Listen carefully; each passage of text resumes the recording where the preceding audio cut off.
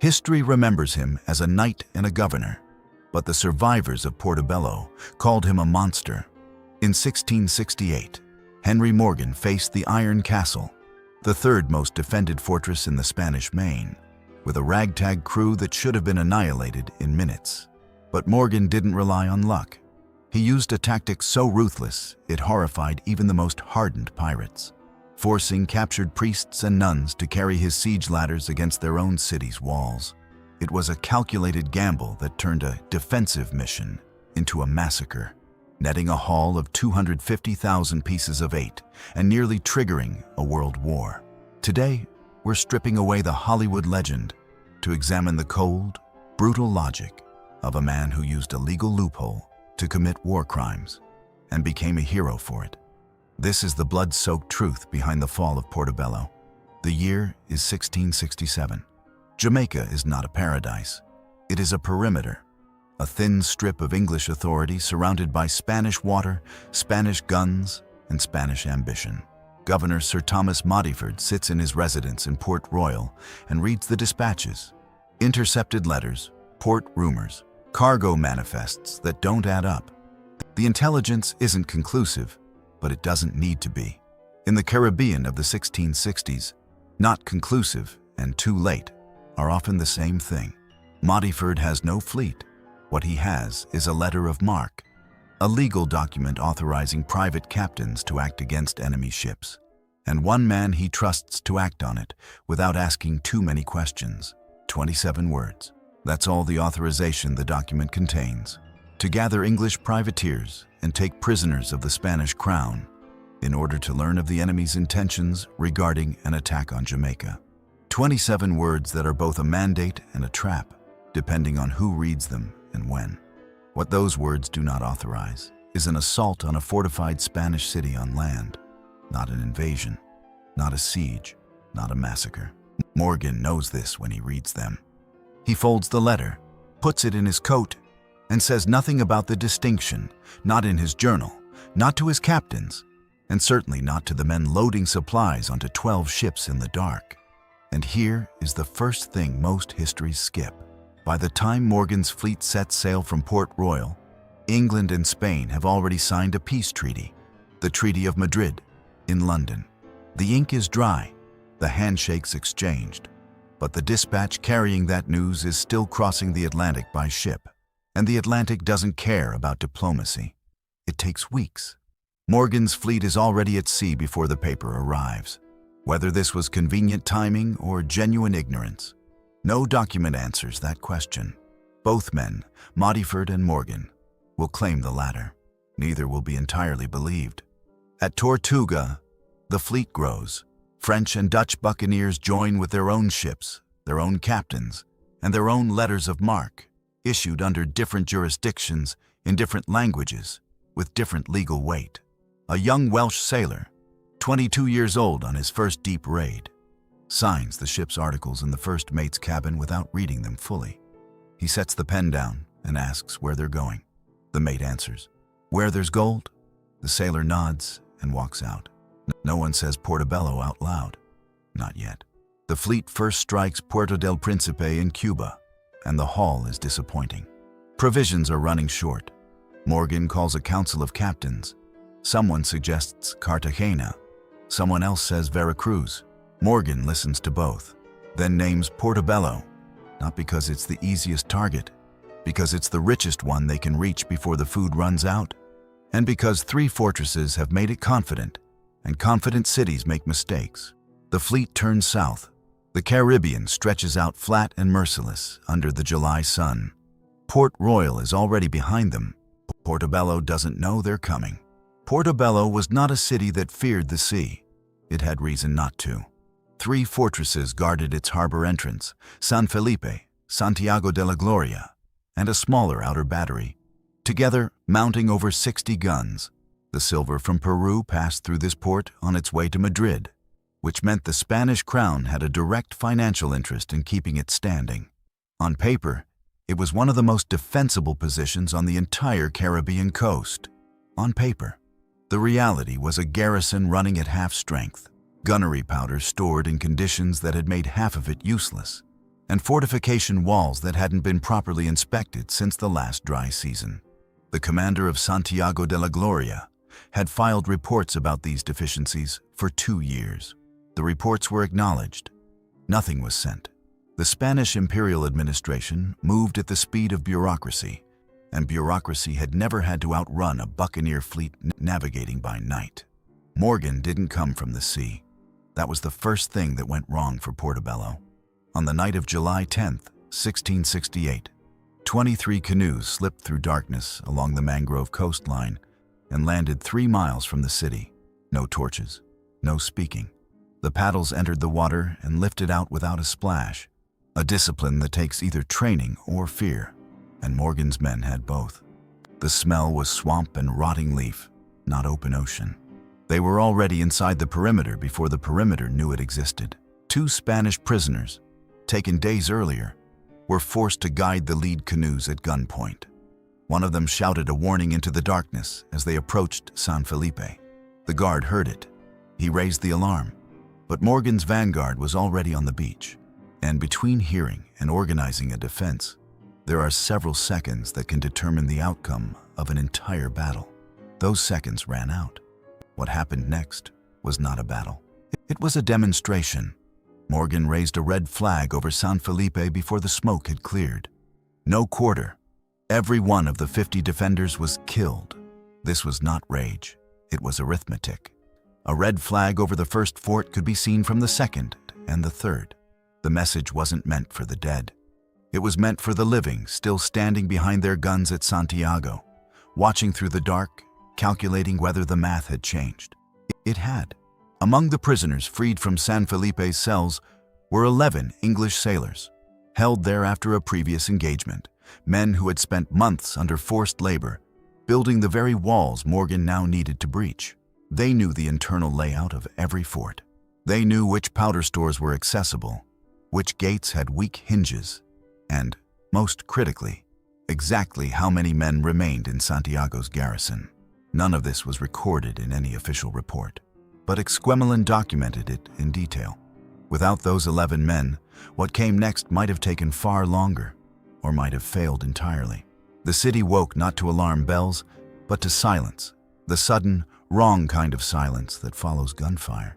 The women of Portobello had already begun hiding silver under floorboards, not because anyone ordered it, but because every Spanish colonial port carried that reflex in its bones. The men ran toward the town hall. The town hall was locked. The governor had not yet appeared. Santiago still held.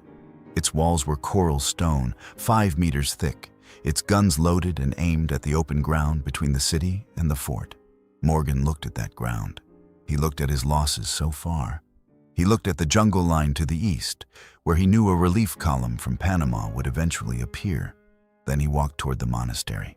The monastery was not a military target. That was precisely why Morgan went there. Inside its walls were women, children, priests, and nuns who had taken shelter believing that stone walls and consecrated ground would keep them apart from what was happening outside. They were half right about the stone walls. The other half depended entirely on who was standing on the other side of the door. And Morgan wasn't the kind of man who let architecture make his decisions for him. He had a problem.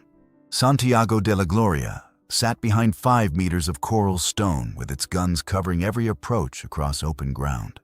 Each attempt to rush the walls had cost men, good ones, irreplaceable ones, the kind of losses that don't appear in the official account, but that every captain counts privately and doesn't forget. A direct assault in daylight, across that kill zone, against loaded guns and living defenders, was not a tactic. It was a funeral procession. Morgan needed the guns to go quiet, and he needed them to go quiet in the next few hours because Governor Bracamonte had already left Panama City with 800 soldiers, 70 miles of jungle between them and Portobello, and not enough days of marching to make Morgan comfortable. So he made a calculation, cold, precise, and recorded by Esquemelin in terms that Morgan would later dispute in a London courtroom, but never fully disprove. The priests and nuns were brought out of the monastery. Siege ladders, wide enough for 3 men abreast, were placed on their shoulders, and then Morgan's buccaneers formed up behind them and began walking toward the walls of Santiago. What the Spanish commander on the parapet saw defies any clean description. His own clergy, his own nuns, walking directly into his field of fire, carrying the instruments of his fort's destruction, with armed men sheltering in their shadow. The protocols he had trained for, a naval assault, a land assault, a siege, none of them had a page for this. He had seconds to decide, and no good options inside those seconds. Some of the defenders fired anyway. Exquemelin records it plainly. Not all the guns went silent. Several priests and nuns were killed during the assault. Morgan had not guaranteed their safety. He had bet that enough guns would hesitate long enough for his men to reach the walls. That bet was correct. Not clean, not bloodless, but correct. The first buccaneer to crest the wall raised the red flag before the fighting inside was over.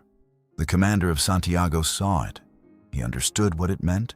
The same signal Morgan had flown over San Felipe hours earlier. He reached into his coat for the poison he had prepared in advance and swallowed it before Morgan's men reached the command room. When they found him, he was already dying on the floor. Morgan had come for a prisoner, someone who could tell him where the valuables were hidden, someone who could be used in negotiations. He found a corpse instead, a man who had chosen the terms of his own ending rather than hand them to someone else. The fort fell. The city was now entirely in Morgan's hands. He stood in the courtyard of Santiago and counted his losses, higher than both previous engagements combined. Around him, buccaneers moved through the fort in the particular silence of men who have survived something they weren't sure they would survive. Somewhere below, in the harbor, his ships sat at anchor in the July heat. And somewhere to the west, across 70 miles of jungle, 800 Spanish soldiers were still marching. Morgan didn't order a retreat. He didn't order the fleet to load and sail. He sat down and wrote a letter to the governor of Panama. The letter named a figure, 350,000 pieces of 8. Not a request, a starting position. Portobello was no longer a city. It was a negotiating table. And Morgan had just set the first chair. Bracamonte's letter arrived first. 10,000 pieces of 8. That was his opening offer, a number so far below Morgan's demand that it wasn't a negotiation. It was an insult dressed as diplomacy, and both men knew it. Morgan set the letter down, picked up his pen, and wrote back with the particular patience of someone who understands that time, in this situation, is not neutral. Every day he held Portobello, Bracamonte's army sat in the jungle, and the jungle was doing Morgan's work for him. Tropical disease doesn't distinguish between armies and expeditions. Within a week of the fall of Santiago, the buccaneers' sick list was growing. Men down with fever, men who wouldn't be fit to fight for days. But Bracamonte's column, 800 soldiers camped in humid jungle without proper shelter, was losing men at the same rate to the same invisible enemy. The difference was that Morgan was inside fortified walls with access to the city's food stores. Bracamonte was outside, in the heat, watching his fighting strength drain by the day. The governor made one attempt to retake the city by force. His vanguard pushed toward the outer approaches and ran into Morgan's sharpshooters, buccaneers positioned on fort walls and rooftops, men who had grown up hunting in exactly this kind of terrain. The advance collapsed before it reached the city gates. Bracamonte pulled back. Among his officers, the argument that followed was not about strategy. It was about arithmetic. Then, a rumor reached the Spanish camp. French buccaneers from Morgan's fleet, the ones operating under a separate Tortuga letter of marque, the ones whose legal jurisdiction had never quite aligned with Morgan's English commission, were reportedly moving to strike Panama City itself while the main army was pinned down at Portobello. Whether Morgan planted this story through indigenous runners, or whether it was simply panic spreading through a column that had already lost confidence, no document settles the question. But it reached Bracamonte at exactly the right moment. He couldn't stay. He couldn't leave. He chose the third option. He negotiated. The exchange of letters took 3 days each way. 6-day cycles of waiting, carried by men on foot through 70 miles of jungle. Morgan used each cycle deliberately. His reply to Bracamonte's second offer included a detailed account of how English prisoners had been treated in Spanish colonial jails. Forced labor, chains, the specific conditions he claimed his own men had endured. The implication was not subtle. The city's remaining residents, still locked in their homes or sheltering in the ruins of the monastery, were the collateral in a conversation neither side was willing to name directly. In the occupied city itself, the weeks of waiting had their own texture. The July heat made the aftermath of the assault a practical emergency. The dead needed to be cleared before disease compounded disease, and Morgan's men forced prisoners to do it. The smell of powder had long since settled into the stone. What replaced it was worse. A Dutch buccaneer, former VOC sailor, 35 years old, sat on the edge of the fort wall and counted the days remaining until the ransom was paid and the shares distributed. He had signed no articles with Morgan. He owed him nothing except proximity and the mathematics of shared risk. 100,000 pieces of 8, divided among 450 living men, was more than a year of honest wages. He stayed. The silver arrived on the 1st of August, 27 mules, ingots and coin, 100,000 pieces of 8, less than a third of what Morgan had demanded, more than 10 times what Bracamonte had first offered. The figure neither man could publicly call a defeat. Morgan had given his word the city would not be burned. He kept it. The fleet moved to the harbor entrance. The buccaneers loaded in silence, watching the mules being led back empty toward the jungle road. Portobello watched them go from the walls of its own forts. The city was standing. The forts were intact. Everything inside them had changed. Morgan set course for Port Royal. Behind him, across the Atlantic, a different kind of letter was already moving, not from Bracamonte to Modiford, but from the Spanish ambassador in London to the court of King Charles II. And in that letter, Morgan's name appeared not as a privateer captain, not as a colonial defender, but as something the Treaty of 1667 had a very specific word for. The word was pirate. Port Royal received Morgan the way port cities receive men who come back with money, loudly, without questions, and with no particular interest in the legal fine print. Taverns filled. Merchants recalculated their ledgers. The governor invited him to dinner. For a brief, golden window in the autumn of 1668, Henry Morgan was not a problem. He was a proof of concept. Evidence that a small English colony on a contested island could project force against the most fortified positions in the Spanish Main and come home richer for it. Modiford wrote to London with careful language, threading the needle between celebrating the operation and distancing himself from its specifics. The letter emphasized the defensive rationale, intelligence gathered, Spanish aggression deterred, and said as little as possible about priests, nuns, siege ladders, and coral fortresses taken at gunpoint in what was technically peacetime. London read it. London filed it. London hoped the Spanish ambassador would move on to other grievances. He didn't. But Morgan didn't wait to find out. In 1669, he was back at sea, this time targeting Maracaibo on the Venezuelan coast, when a Spanish squadron blockaded his fleet inside the lake. He solved the problem by converting one of his own ships into a fire ship. Packed with powder, its wheel lashed, its crew of 2 bailing out at the last possible moment, and sailing it directly into the lead Spanish vessel. The explosion took 3 warships. Morgan sailed out through the wreckage with his holds full. It was the kind of operation that made men write songs and made diplomats write emergency dispatches. And it did both simultaneously. Then came Panama. January 1671. 2,000 buccaneers crossed the isthmus on foot. 9 days through jungle, living on leather boiled soft enough to chew, fighting 3 engagements before they reached the Pacific side. The city itself fell in hours. What followed was 3 weeks of occupation that ended with Panama City in ashes. Morgan claimed the Spanish burned it themselves during the retreat. The Spanish claimed otherwise. The truth, like most things Morgan touched, left no clean documentation. What is certain is that when the buccaneers marched back across the isthmus, the haul was smaller than expected. The city's treasury had been evacuated by ship days before the assault, and among Morgan's own captains, the whisper was already circulating that the accounting hadn't been entirely honest. Some captains left without waiting for their share. This was the first time Morgan's authority had fractured from the inside. In London, the fracture that mattered was larger. The Treaty of Madrid, signed in 1670, had explicitly ended privateering in the Caribbean. Morgan had attacked Panama 11 months after its ratification, and by his own account, he hadn't known. Possibly true, possibly the most convenient ignorance in the history of English colonial administration. Either way, London needed a gesture for Madrid, and gestures require a body.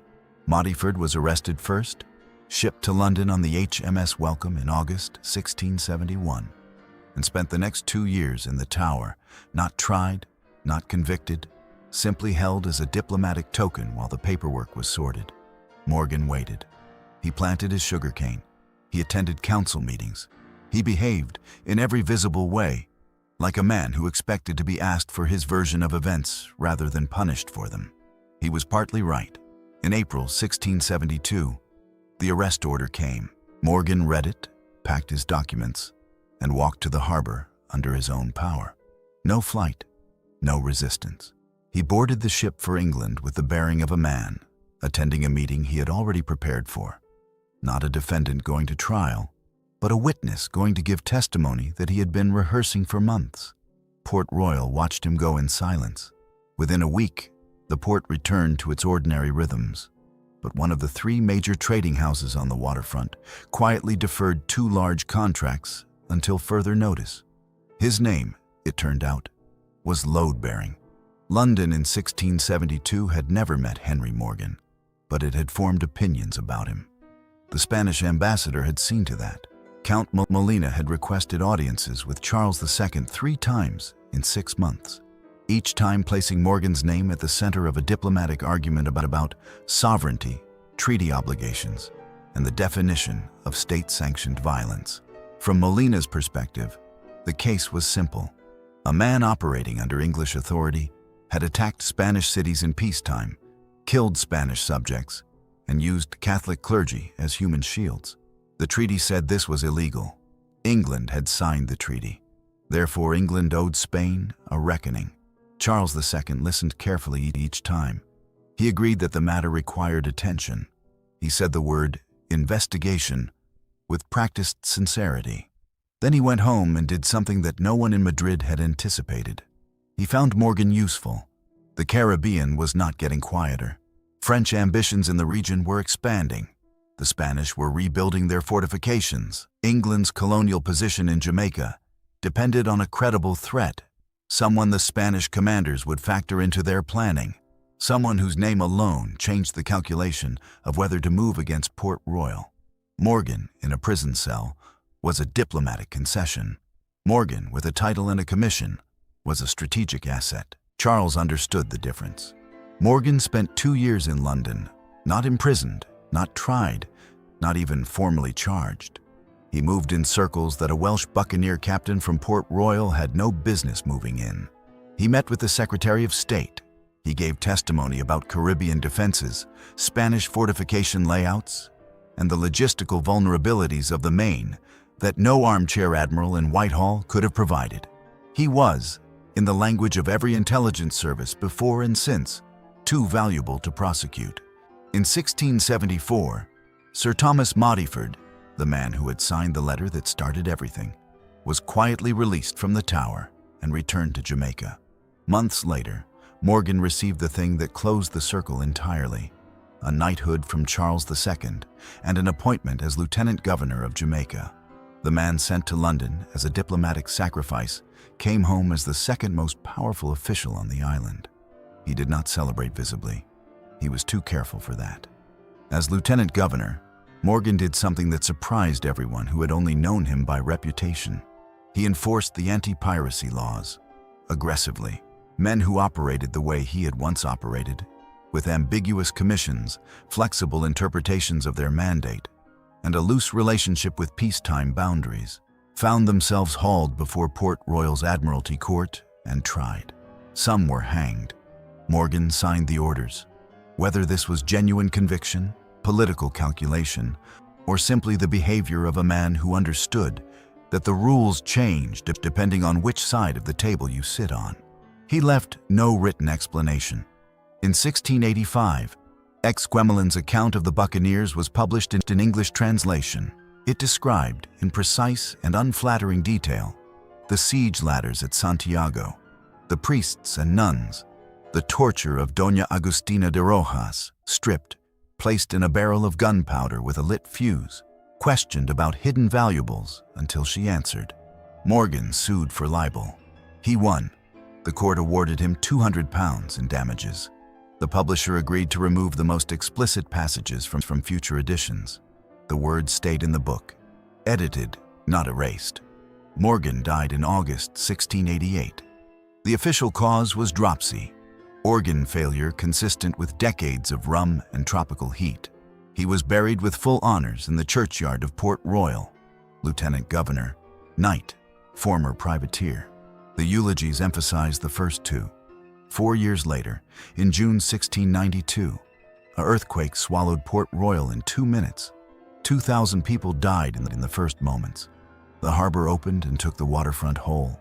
Taverns, trading houses, the Admiralty Court, and the churchyard where Morgan was buried. His grave went into the sea. No stone, no marker, no archive. Portobello is still standing.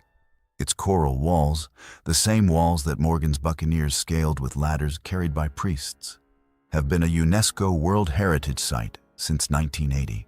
Tourists walk the ramparts of Santiago de la Gloria and look out at the same harbor the fleet entered on the night of July 10th, 1668.